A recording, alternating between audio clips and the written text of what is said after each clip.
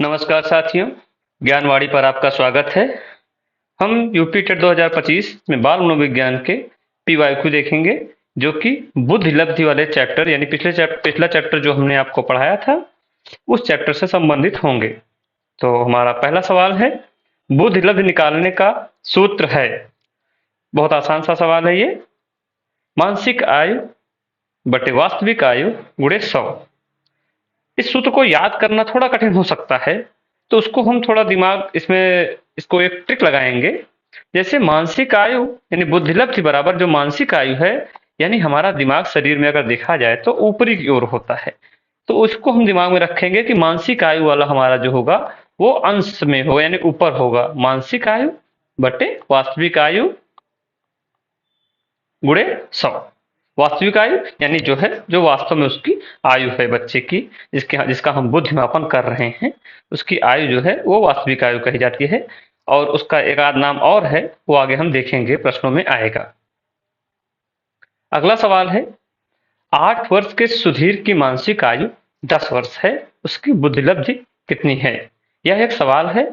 इस सवाल को हल करना होगा तो हमें बुद्धिलब्धि का फॉर्मूला याद होना चाहिए। इसके लिए हमने बताया था आपको भी, बुद्धिलब्धि बराबर मानसिक आयु। हमने कहा था आपको कि मानसिक आयु दिमाग ऊपर रहता है, तो यानी मानसिक आयु वाला ऊपर रहेगा, अंश में रहेगा। फॉर्मूला इस तरह से आसानी से आपको याद हो जाएगा, बटे वास्तविक आयु गुणे 100। इस फॉर्मूले पर हम रखेंगे तो आसानी से हम हल कर पाएंगे। मानसिक आयु कितनी है? 10 वर्ष है। वास्तविक आयु 8 वर्ष सुधीर है, गुणे 100। अब इसको हम सरल करेंगे। 2 चौके 8, 2 पंचे 10, 4 एकम 4, 4 दूनी 8, 4 पंचे 20, 25 पंचे 125। यानी हमारा डी ऑप्शन सही होगा। इस प्रकार से हम इसको हल कर लेंगे। अगला सवाल है, बुद्धिलब्धि के संबंध में क्या सत्य है? पहला ऑप्शन है हमारा, बौद्धिक आयु से व्युत्क्रमी संबंधित, यानी कह रहे हैं बुद्धिलब्धि बराबर समथिंग बटे बौद्धिक आयु। बौद्धिक आयु का तात्पर्य हमारा मानसिक आयु से है। बौद्धिक आयु का तात्पर्य हमारा मानसिक आयु से है। तो मानसिक आयु हमने बताया आपका अंश में होता है, नीचे अगर होता तो ये व्युत्क्रमी संबंधित होता, लेकिन ऐसा नहीं है, तो ये हमारा नहीं होगा। कालानुक्रमिक आयु से प्रत्यक्षता संबंधित। कालानुक्रमिक आयु का मतलब, कालानुक्रमिक यानी शब्द से ही प्रतीत हो रहा है कि कालानुक्रमिक यानी काल के अनुक्रम में बढ़ती हुई जो आयु है, यानी वास्तविक आयु। तो वास्तविक आयु जो है से प्रत्यक्षता संबंधित कह रहा है। तो वास्तविक आयु से प्रत्यक्षता संबंधित होने का मतलब है कि बुद्धिलब्धि बराबर वास्तविक आयु ऊपर हो, लेकिन नहीं, हमारा मानसिक आयु ऊपर है, तो यह भी नहीं होगा।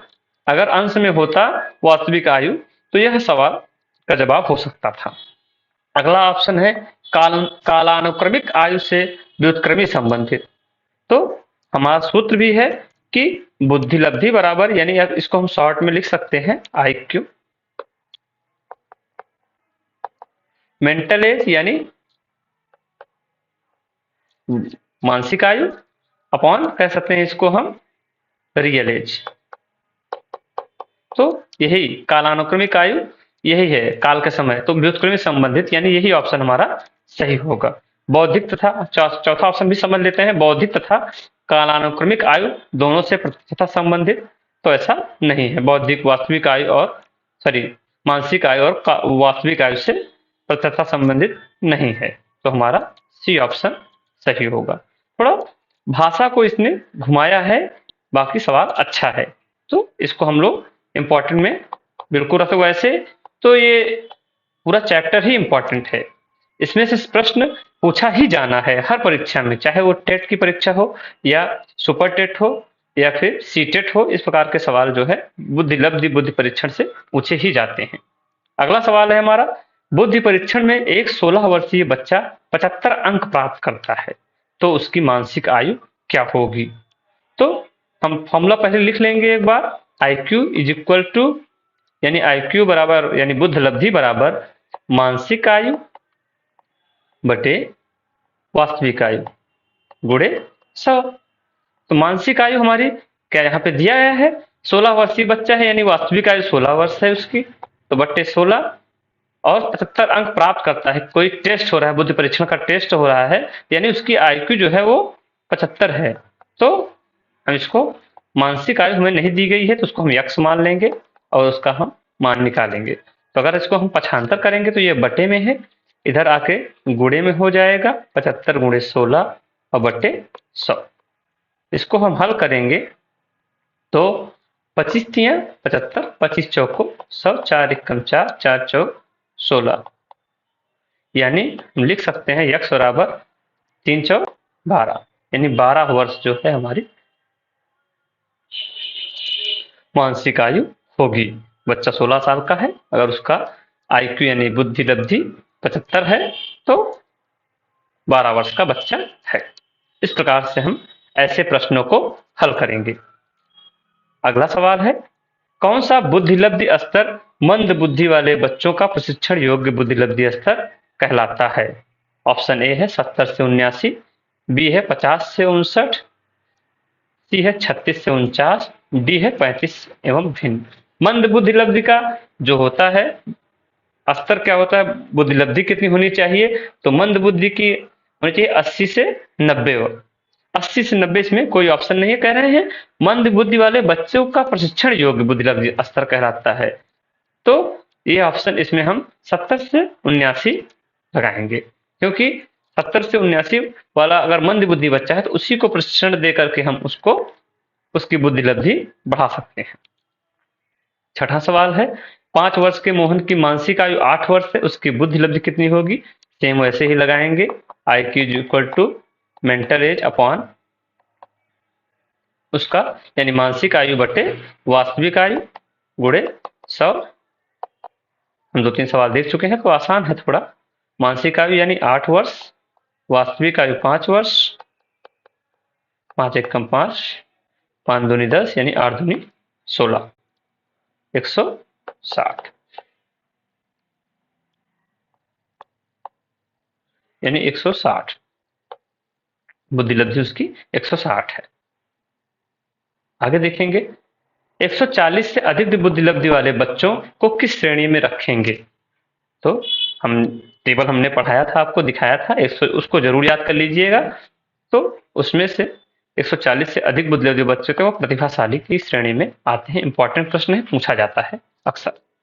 औसत बुद्धि वाले बालकों को बुद्धि लब्धि किसके बीच होगी?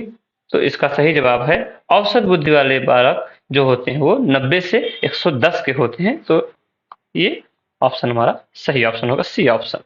90 से 109 जो होता है वो सामान्य बुद्धि यानी औसत बुद्धि के बालकों का बुद्धि स्तर होता है। अगला सवाल है, मानसिक आयु के प्रत्यय का सर्वप्रथम प्रयोग किसने किया था? तो मानसिक आयु के प्रत्यय का सर्वप्रथम प्रयोग विनय साइमन ने किया था। मानसिक आयु के प्रत्यय का प्रयोग विनय साइमन ने किया था। और एक प्रश्न इसी से मिलता जुलता है, बुद्धि लब्धि वाले प्रत्यय का प्रयोग किसने किया था?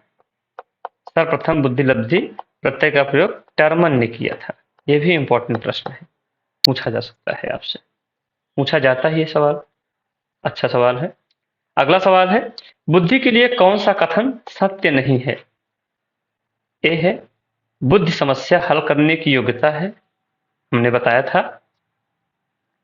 अगर आप पिछले वीडियो में जाकर देखेंगे तो हमने योग्यताएं बताई थी। बुद्धि के लिए समस्या को हल करने की योग्यता है, ये सही है। बुद्धि सीखने की योग्यता है, ये भी ऑप्शन सही है। बुद्धि परिश्रम करने की योग्यता है, और बुद्धि, अगला ऑप्शन है बुद्धि नवीन परिस्थिति के साथ अनुकूलन करने की योग्यता है। तो हमारा ये ऑप्शन सही नहीं है, तो हम इसे ही टिक करेंगे, सी ऑप्शन हमारा सही होगा इसमें। टर्मन के अनुसार 90 से 100 बुद्धि लब्धि का जो बालक होता है माना जाता है। तो हमने अभी बताया, इसके पहले भी सवाल आया था, थोड़ा घुमा कर आया था, उसमें बुद्धि लब्धि पूछी गई थी सामान्य बुद्धि वर्ग का। तो ये हमारा इसमें बी ऑप्शन सही होगा। तो सवाल को दोनों तरफ से घुमा फिरा कर पूछा जा सकता है, इसलिए आपको इसको अच्छे से याद कर लेना है। 2-3 ज्यादा पूछे जाते हैं, मंद बुद्धि वाला और सामान्य बुद्धि और प्रतिभाशाली।